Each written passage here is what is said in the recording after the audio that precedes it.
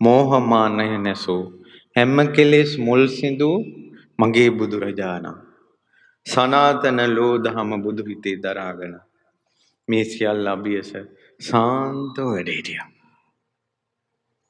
ඒ මුව මනලේ තිබ්බ ප්‍රසන්න බව අඩු වුණේ නැහැ. බුදුරජාණන් වහන්සේ තමයි දුකෙන් එතර වුණු උත්තමයා. බුදුරජාණන් වහන්සේ දුකෙන් එතර වුණා. අපි තවම දුකේ. බුදුරජාණන් වහන්සේ වදාලා දුක්ඛම් පච්චනු භූතං. ඉවසා ගන්න බැරි දුක් විඳේ.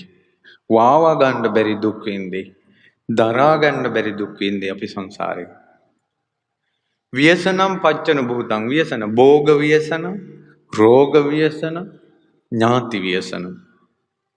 ඔය ගම් වතුර කියන්නේ ව්‍යසන. රෝග ව්‍යසන කියන්නේ වසංගත. ඔයාලා හිතන්නේ මේ පෘථුවියට ආපු